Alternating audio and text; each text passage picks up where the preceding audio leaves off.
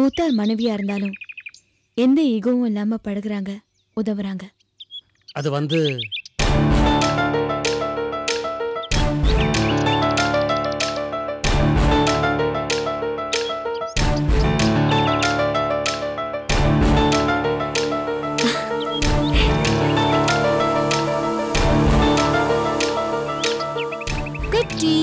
வா சாந்தி, ஏன் குழந்தை எவ்வளவு நேரம் வெயில வச்சிட்டு இருக்க? மறுபடியும் ஏதாவது உடம்புக்கு வந்துட போகுது. ஏய், உனக்கு ஜூஸ் கலந்து வச்சிருக்கேன், போலாமா? வா.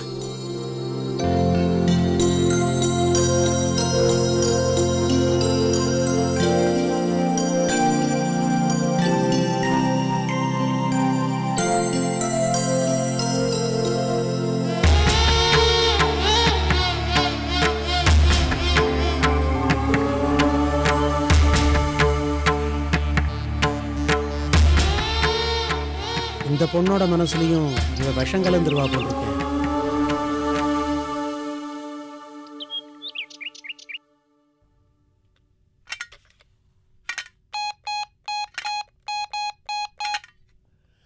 ஹலோ ஹலோ, யாரு? தர்மலிங்கமா? ஆமாங்க. ஆமா, ராதாகிருஷ்ணன் பேசுறேன். சொல்லுங்க ஆர்கே. என்னப்பா, உன் ஃப்ரெண்ட் ரமேஷ்ட பேசிட்டியா? நம்ம வீட்டில் 2 பொண்ணு இருக்கு, அவங்க வீட்டில் 2 பையங்க இருக்காங்க, ஒரே வீட்டில் கல்யாணம் பண்ணலான்னு பேசிக்கிட்டு இருந்தான். ஆமா ஆர்கே, நான் சொன்னேன். அவனும் முதல்ல சரின்னா, அப்புறம் என்னவோ இழுக்கிறான். ஆம்பூர் பக்கத்துல மாதனூர்னு ஒரு ஊர் இருக்கு. அங்க உங்க ஜாதிக்காரங்க நிறைய பேர் இருக்காங்க. அங்க சொல்லி பாக்குறேன். ஏன் உங்க ஜாதி சங்கத்துல சொல்லி பார்க்கலாமே? உன் அட்வைஸ்க்கு ரொம்ப தேங்க்ஸ்.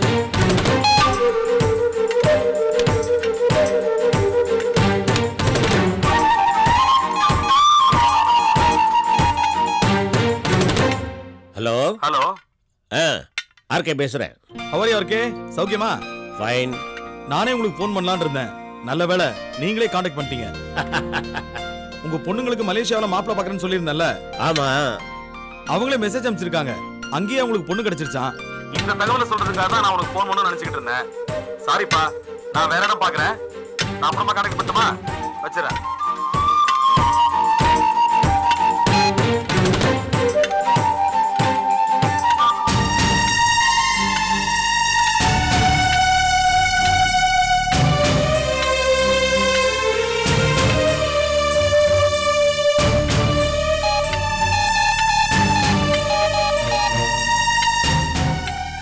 ஹலோ, ராதாகிருஷ்ணன் பேசுறேன். சாரி மிஸ்டர் ராதாகிருஷ்ணன், நீங்க சொன்னது ஒர்க் அவுட் ஆகல. வேற எங்கேயாவது ட்ரை பண்ணி பாருங்களேன்.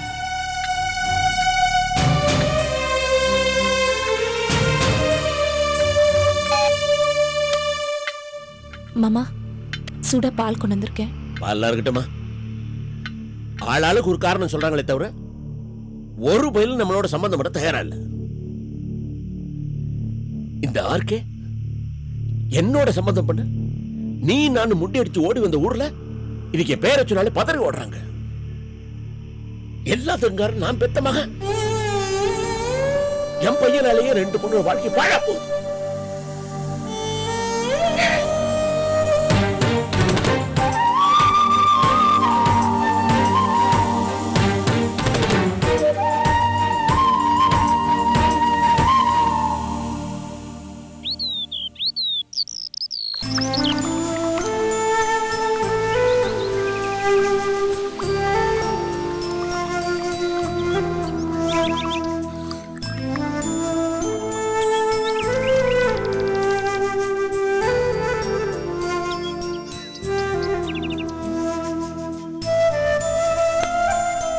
கடவுள் தாங்க அந்த குழந்தைய காப்பாத்தினாரு.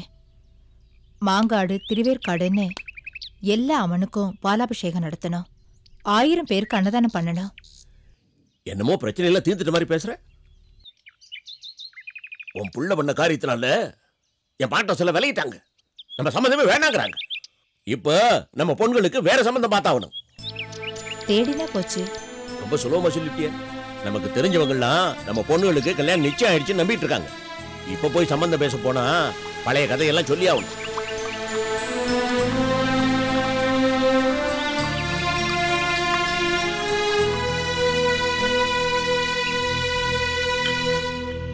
மாமா, நீங்க சொல்றது ஒரு வகையில கரெக்ட் தான்.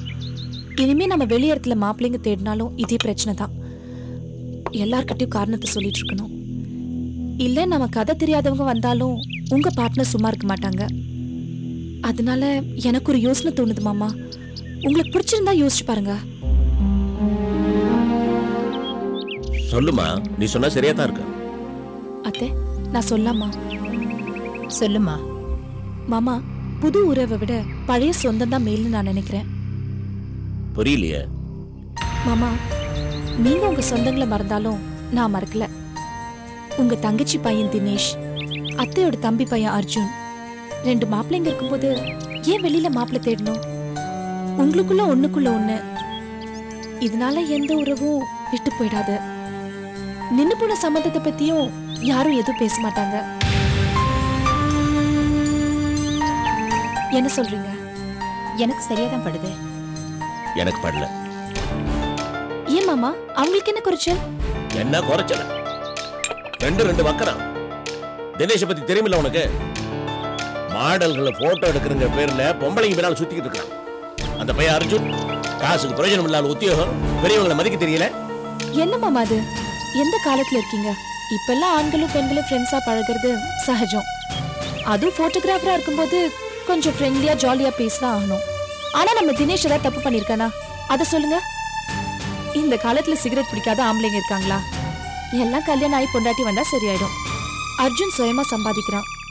கொஞ்சம் வசதி குறைவா இருந்தாலும் தன்மானத்தை அதிகமா காட்டுவான். அவங்க அம்மா சிக்கனமானவங்க, அப்பா நேர்மையானவர். இதை விட நமக்கு என்ன வேணும்? மாமா, நீங்க என்ன குறை சொன்னாலும் பேசி தீர்த்துக்கலாம். ஆமாங்க, அபிராமி சொல்றதும் கரெக்ட்னு தான் எனக்கு தோணுது.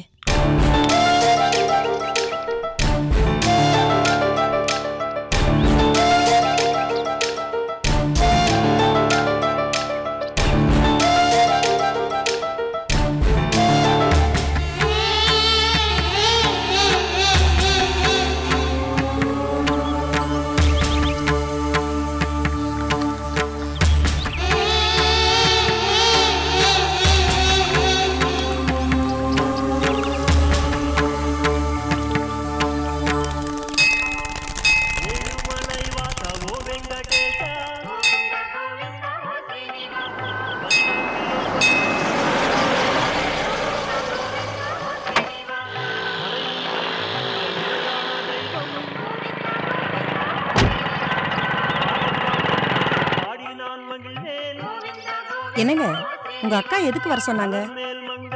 என்னன்னு தெரியலையே. எங்க அக்காவை பொறுத்த வரைக்கும் எதுவும் திட்டம் போட்டு தான் எங்க கூப்பிட்டுருக்கா. விஷயம் இல்லாம நம்மளை எப்ப கூப்பிட்டுருக்கா?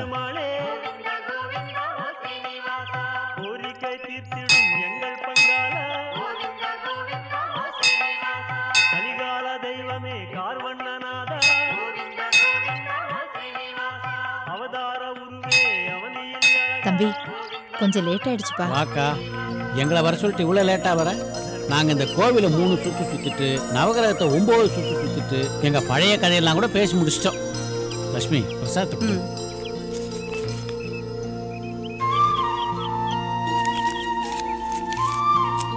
என் நிலைமை புரியாம பேசாதடா. உங்க மாமா கிட்ட நான் படுற அவஸ்தை போதாதா? என்னக்கா இது? கோடீஸ்வரம் பொண்டாட்டி, நீ போய் அவஸ்தை எல்லாம் பேசிக்கிட்டு. ஏங்க, உங்க அக்கா கிட்ட பேசுறீங்க, அதை ஞாபகத்துல வச்சுக்கோங்க. அவங்களே ஏதோ சொல்லணும்னு வந்திருக்காங்க. எங்க அக்காவும் சொல்லணும்னு வந்திருக்காங்க. நானும் பதிலுக்கு கொஞ்சம் சொல்லணும்னு நினைச்சிட்டு இருக்கேன். முதல்ல நீயே சொல்லுக்கா. என்னத்த சொல்றது? கார்த்திக் கல்யாணம் பண்ணிட்டு வீட்டுக்கு வந்ததுல இருந்து எந்த நிமிஷம் எங்க என்ன குண்டு விழுமோன்னு பயந்துகிட்டே இருக்கேன். உங்க மாமா கோபம் உனக்கு தெரியாதா? கார்த்திக் பண்ணிட்டு வந்த கல்யாணம் ஒரு பக்கம்னா, நடக்க வேண்டிய பொண்ணுங்க கல்யாணம் நடக்காம நின்னு போனதில்ல. இன்னும் டென்ஷன் ஆயிட்டாரு. சம்மந்தி ஆக வேண்டிய பார்ட்னர்ஸ் பிரிஞ்சு போயிட்டாங்க. பொண்ணுங்களுக்கு நல்லபடியா கல்யாணம் ஆனா அவர் மனசு கொஞ்சம் சாந்தமாகும். அதுக்காக தான் நான் போராடுறேன். நான் உன் வீட்டுக்கு வந்து பேசின மாதிரி உன் பையனுக்கு ஏன் ஒரு பொண்ணையும் என் நாத்தனாருக்கு இன்னொரு பொண்ணையும் கட்டி கொடுத்தலான்ற பேச்சை மெதுவா என் மூத்த மருமக எடுத்தா. உன் மாமாவும் காது கொடுத்து கேட்டாரு. கேப்பார், எல்லாம் காது கொடுத்து கேப்பார். ஆனா எங்க வீட்டுக்கு மருமகளா உன் பொண்ணு அனுப்ப அவர் சம்மதிக்க மாட்டாரே. அவர் தான் இன்னொரு பிரஸ்டீஜ் பத்மநாபன் ஆச்சு. ஏங்க, கிண்டல் பண்ற நேரமா அது? பேசட்டுமா, பேசட்டும். என்னதான் கூட பிறந்தவனா இருந்தாலும் அவன் பையனை பெற்றிருக்கான், நான் பொண்ணை பெற்றிருக்கேன். அவன் சொல்றத நான் கேட்டுதானே ஆகணும். அக்கா, நான் ஒன்னும் சொல்லல, உன் வீட்டுக்கார குணத்தை தான் சொன்னேன். இல்லப்பா, நான் சொல்லி இருந்தாலும் அவர் கேட்டிருக்க மாட்டாரு. மூத்த மருமக சொன்னதும் கொஞ்சம் யோசிக்க ஆரம்பிச்சாரு. நிச்சயம் சம்மதம் சொல்லிடுவாரு. ஆனா நீதான்ப்பா பெரிய மனசு பண்ணணும். நாளைக்கே உன் வீடு தேடி வந்து உன்கிட்ட கேட்பாரு. அவர் கேட்ட உடனே நான் பூம்பூமாட மாதிரி தலையாட்டணுமாக்க. என்னங்க என்ன விடுடி, முடியாதுக்கா.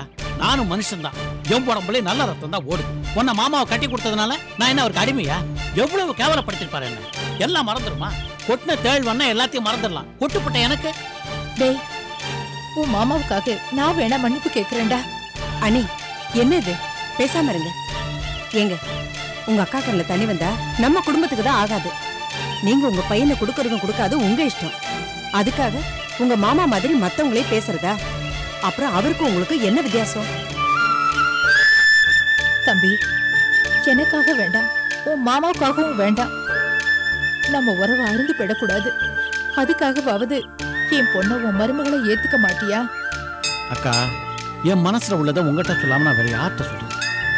மாமாவுக்கு நாங்க வேணும்னும் போது வேணும், வேணான்னும் போது வேணான்றாரு பாரு. அதைத்தான் என்னால தாங்கிக்க முடியும். மற்றபடி உன் பொண்ணை மருமகளை ஏத்துக்கிறதுல எங்களுக்கு சம்மதம் தான். என்ன லட்சுமி? ஒரு சின்ன திருத்தம், தப்பா எடுத்துக்க கூடாது. உங்க ரெண்டாவது மகதான் என் பையன் குணத்துக்கும் எங்க குடும்ப நிலைமைக்கும் பொருத்தமானவ. அவளை என் மருமகளை நான் ஏத்துக்கிறேன். ஆனா மாமா எங்களை மரியாதையா நடத்தணும், பாத்துக்க. அதெல்லாம் நான் பாத்துக்கிறேன்டா.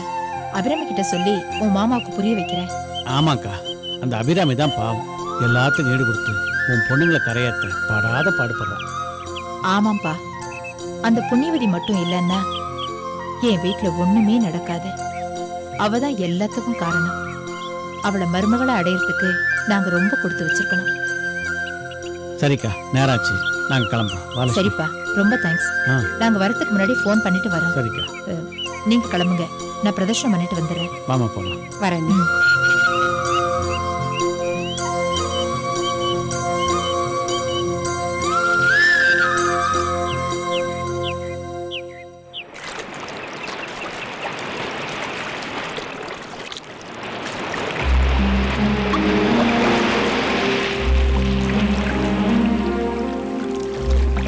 என்ன அபிராமி?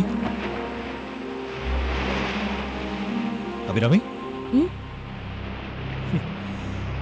நானா வெளியில கூட்டிட்டு வந்தா வரமாட்டேன். இன்னைக்கு என்னடானா நீயாவே பீச்சுக்கு கூட்டு வந்திருக்க. கூட்டிட்டு வந்துட்டு பேசாம இருந்தா என்ன அர்த்தம்? ஏதாவது பேசு. வீட்டு விஷயங்கள் எல்லாமே வீட்டுல பேச முடியாது, அதான் கூப்பிட்டேன். தெரியுமா, வீட்டுல உள்ள கவலையெல்லாம் உன்னதான் கஷ்டப்படுத்துது. அதனால நீ சரியா சாப்பிடுறது கூட இல்லை. அப்படிலாம் ஒண்ணு இல்லைங்க, இப்பெல்லாம் வீட்டுல நல்ல விஷயங்க தான் நடக்குது. என்ன சொல்ற நீ? உங்க அப்பா உங்ககிட்ட சொல்லல? ஒண்ணு சொல்லலையே. உங்க 2 தங்கச்சிங்களுக்கும் கல்யாண ஏற்பாடு நடக்குது. மாப்பிள்ளை கூட பார்த்தாச்சு. ஆமாங்க, கிட்டத்தட்ட முடிஞ்ச மாதிரி தான். என்னம்மா, விட்டா கல்யாண பத்திரிக்கை நேட்டுடுவீங்க போல இருக்கு. இவ்வளவு தூரம் எல்லாம் நடந்து கன்ஃபார்ம் ஆனா அப்பா எங்கிட்ட சொல்லாம இருக்க மாட்டாங்க. நீங்க சொல்றது உண்மைதான், இன்னும் கன்ஃபார்ம் ஆகல. ஒரு பொண்ணுக்கு வந்து உங்க மாமா பையன் அர்ஜுனையும், இன்னொரு பொண்ணுக்கு வந்து உங்க அத்தை பையன் தினேஷும் பேசிட்டு இருக்காங்க. நல்ல விஷயம் தானே, இதுல யோசிக்கிறதுக்கு என்ன இருக்கு? அதுவும் இல்லாம அவங்க நமக்கு சொந்தம் தானே. ஏங்க, பக்கத்துல இருந்தா மரியாதை கிடையாதா? தூரத்து சொந்தம் தான் கண்ணுக்கு தெரியும், வீட்டுல இருக்க சொந்தம் கண்ணுக்கு தெரியாதா? என்ன சொல்ற நீ? என்னங்க இது? ஒரு மனுஷனுக்கு மறதி வருது சகஜம்தான், ஆனா இப்படியா ஒரேடியா மறந்துடுறது? சரி, நானே சொல்றேன். உங்க தம்பி கார்த்திக்கு என் தங்கச்சியை கட்டி வைக்கலாம்னு நினைச்சேன், ஆனா அது ஒரு கனவாவே ஆயிடுச்சு. எனக்கு ஒரு தம்பி இருக்கான்ல, நீங்க எல்லாரும் அவனை மறந்துட்டீங்க. உங்க தங்கச்சிங்கள்ல ஒருத்திய அவனுக்கு கட்டி கொடுக்கலான்னு யாருக்குமே தோணல. அப்பா கிட்ட பேசிக்கலாம்ல, நீ சொன்னா உன் வார்த்தையை அவர் தட்ட மாட்டாங்க. நானே கேட்டு நானே வாங்கிக்கணுமா? உங்க மனசுல இல்லாத ஒரு விஷயத்த நான் எப்படி கேட்க முடியும்?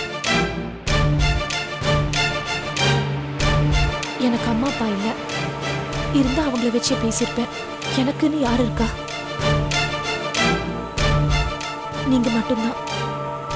எனக்காக, என் தம்பிக்காக தைரியமா பேசக்கூடாதா? என்ன அபிராமி, என்ன என்ன தெரிஞ்சுமா நீ இப்படி பேசிட்டு இருக்க? எனக்கே ஏதாவது வேணும்னா நான் உங்ககிட்ட தான் சொல்லுவேன். நீ தான் அப்பாட்ட பேசி வாங்கி தரலாம். இதுல நான் எப்படி அப்பா கிட்ட போய் உன் தம்பி விஷயத்தை பேச முடியும்? அவரா பேசலைங்கிற போது நானா அதை பத்தி பேசக்கூடாது. அது அழகும் இல்லை. அது மட்டும் இல்லை, நான் கேட்டு அப்பா இல்லைன்னா எனக்கு ஒன்றும் இல்லை, உனக்கு தான் அவமானம், அசிங்கம். நான் அப்பா பேச்சுக்கு மறு பேச்சு பேச மாட்டேன். இதுக்குன்னு இல்லை, வேற எதுக்கா இருந்தாலும். அப்பா பேச்சுக்கு மறு பேச்சு கிடையாதா? பேச்சு இல்லாம ஆக்கிடுறேன். ஏன் சொந்தத்தை வேண்டான்னு சொன்ன உங்க சொந்தங்களை என்ன பண்றேன்னு பாருங்க.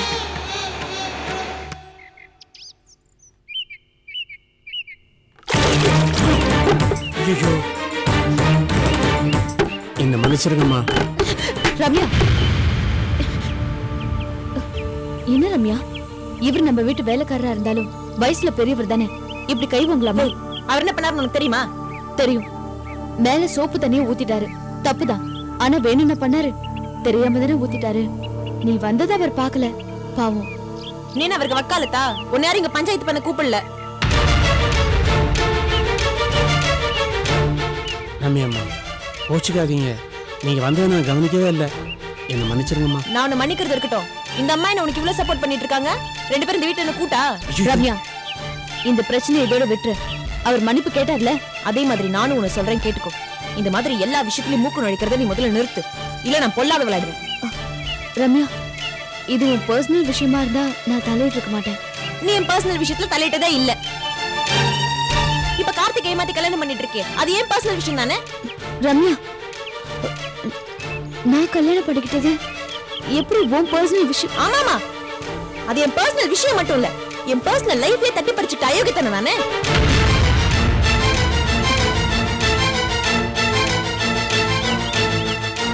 நான் தான் கார்த்திகை கல்யாணம் பண்ணிக்கிறது ஒரு எழுதப்படாத ஒப்பந்தம் இந்த வீட்டுல இருந்தது. அவருக்கு என்ன மாயம் பண்ணியோ சொக்கு பொடி போட்டியோ இன்னொருத்தன் கூட வாழ்ந்த ஒரு குழந்தையும் பெத்தவளாச்சுன்னு தெரிஞ்சும் கொஞ்சம் கூட வெக்க இல்லாம உனக்கு தாலி கட்டி இந்த வீட்டுக்கு கூட்டிட்டு வந்திருக்காரு. யாசில மண்ணை வாரி போட்டு நீ எப்படி நிம்மதியா வாழ்ந்துற நானும் பாக்குறேன். அம்மா சாந்தியம்மா, நீங்க போங்கம்மா. தயவு பண்ணி முதல்ல இங்கேயாவது போங்கம்மா. என்ன என்ன பிரச்சனைங்க? அம்மா, அழுக்கு தண்ணியை தூர கொட்டும் போது ரம்யா மேல பட்டுருச்சு. அவங்க கோவப்பட்டு என்ன அடிக்கிறதுக்கு கையை வாங்கினாங்க. அப்ப சாந்தியம்மா தடுத்து நிறுத்தினாங்க. அதுக்காக என்னென்னமோ வாயில வந்தபடியெல்லாம் அவங்கள பேசுறாங்க. என்ன ரம்யா, ராஜு என்ன சொல்றதெல்லாம் உண்மையா? நான் ஒன்னும் கண்டபடியெல்லாம் பேசல, உண்மைதான் சொன்னேன். நான் அதை கேட்கல.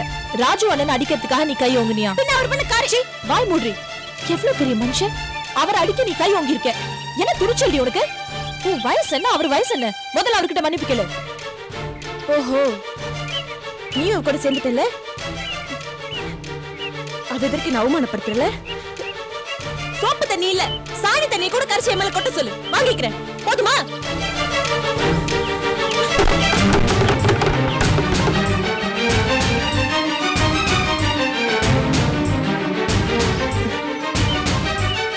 என்ன மன்னிச்சிருங்க அபிராமி அக்கா, என்னால தானே இவ்வளவு பிரச்சனையும். என்ன சாந்தி இது, நீ ஏன் மன்னிப்பு கேக்குற? அவ பண்ண தப்புதான். அவ என் தங்கச்சின்றதுக்காக அவ பண்ணதை நியாயப்படுத்த முடியுமா?